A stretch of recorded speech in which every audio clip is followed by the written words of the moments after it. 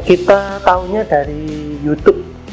Dari YouTube waktu itu, terus habis itu ada websitenya kalau nggak salah ya. Itu kita lihat-lihat, terus kita kontak langsung. Pertama kita pakai mesin seadanya sih, UMKM juga. Jadi kita pakai mesin itu ya pokoknya bisa mixing, bisa muter lah ibaratnya ya. Baru 3 roda ini kita yang pakai double jaket, terus habis itu ada inverter kayak gitu-gitu lah. Ada beberapa di kita, jadi yang lagi rame ini kan TikTok ya.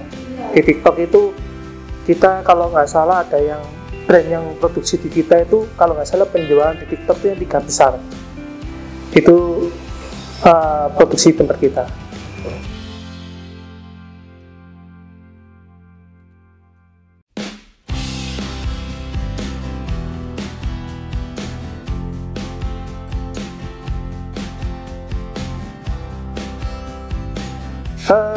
Kita ini memulai kosmetik itu karena melihat tren kosmetik ini yang nggak pernah turun sih kalau kita lihat.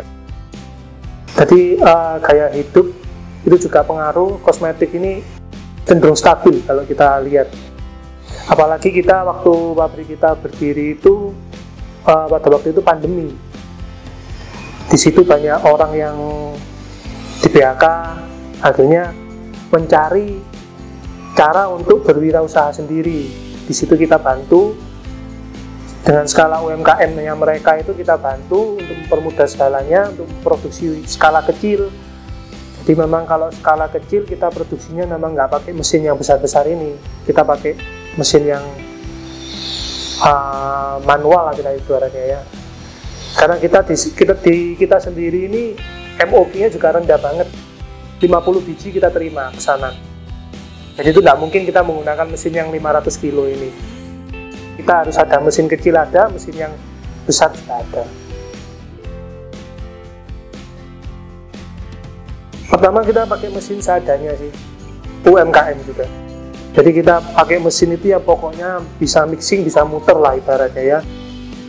Baru 3 roda ini kita yang pakai double jaket, terus habis itu ada inverter kayak gitu-gitu lah. Pertama kita kan belum ada pengalaman ya, jadi yang pertama order itu memang standar, kita maunya kapasitas berapa, fiturnya apa ya seperti itu.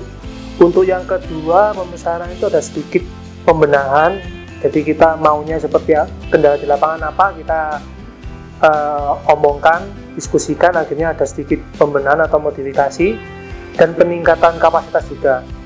Lalu untuk yang ketiga ini lumayan banyak pembenahan karena kita menemukan kendala juga di lapangan, ternyata kalau bersihkannya kita agak kesusahan, akhirnya kita konsultasi, akhirnya didesain supaya untuk proses pembersihan itu gampang seperti apa, yaitu yang mesin ketiga ini.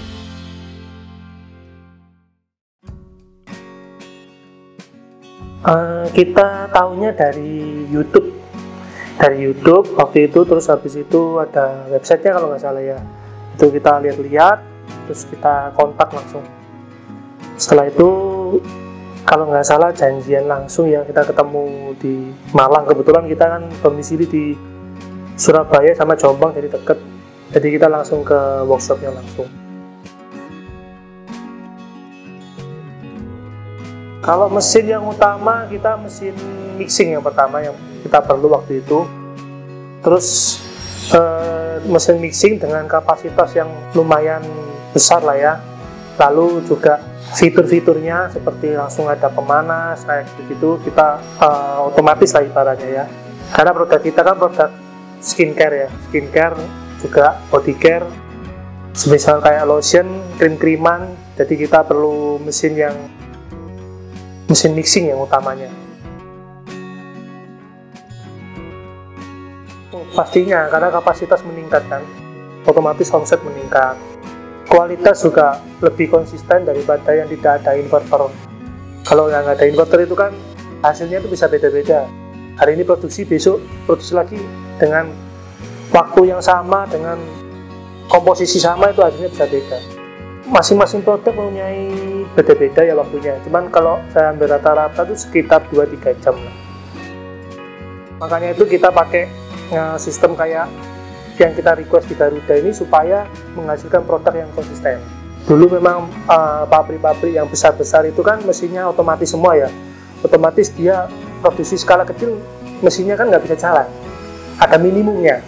Nah, semisal kalau kita pakai mesin yang 500 kilo pun itu kan minimumnya paling nggak kita 30% lah baru bisa jalan itu mesinnya. Itu pasti kan ya ribuan lah. Sedangkan kita punya juga mesin yang manual yang kecil. Jadi untuk produksi kecil-kecil kita juga pakai mesin kecil itu. Gitu.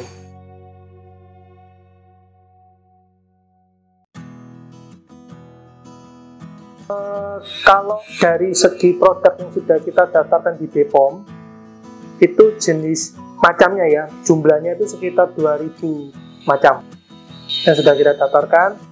Sedangkan merek yang sudah produksi di tempat kita itu sekitar 600 merek lebih. Nah, itu memang pada waktu itu kan orang mencoba untuk berwirausaha ya. Jadi ya di situ ada yang gagal, ada yang lanjut sampai sekarang. Bahkan dulu yang diambil di kita itu cuma 50 biji, 100 biji, sekarang sudah puluhan ribu satu bulan. Jadi di tempat kita itu banyak cerita. Ada yang juga yang memulai juga gagal juga ada. Jadi nggak semua 600 merek itu eksis sampai sekarang. Dari Aceh itu ada, sampai ke timur itu kita Kupang itu ada, bahkan di Sorong ada yang membuat di kita. Ada beberapa di kita, jadi yang lagi rame ini kan TikTok ya. Di TikTok itu kita kalau nggak salah ada yang brand yang produksi di kita itu kalau nggak salah penjualan di TikTok itu yang 3 besar. Itu produksi tempat kita. Ada yang tertentu itu ada yang di akhir, jadi kayak itu parfum biasanya di akhir. Tapi kebanyakan ya cuman parfum aja yang terakhir sih. Minimumnya 50 biji itu aja, dan itu juga modal awal juga nggak terlalu banyak. Kebanyakan kita rata-rata 10 juta itu sudah bisa memulai. Itu kita hitung nilai kasar ya, 10 juta itu.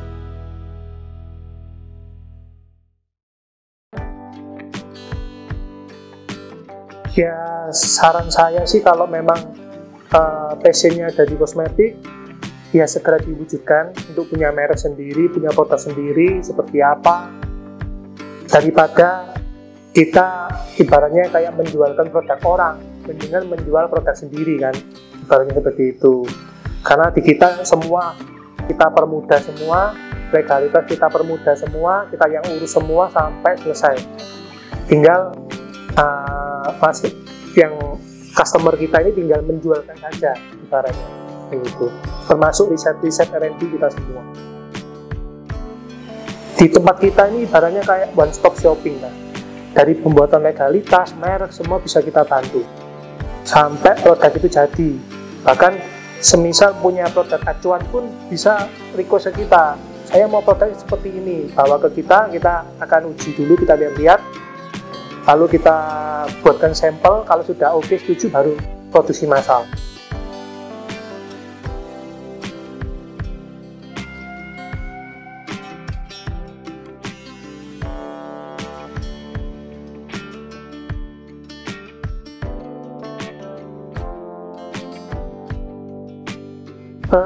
Mungkin waktunya ya yang akan dipercepat ya.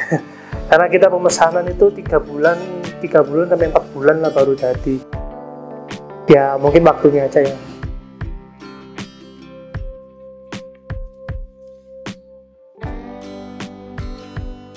Untuk pelayanan bagus, teknisi juga, maksudnya kalau kita ada kendala juga respon cepat. Karena kan itu yang after sales itu yang kita perlukan sih sebenarnya. Karena itu mesin kan bukan kita yang buat, sehingga kita kalau ada kendala kita pasti tanya pada yang membuat. Kalau responnya buruk, kita kesusahan pasti operasional. Selama ini di Garuda cukup memuaskan. Garuda Machinery, friendly and valuable.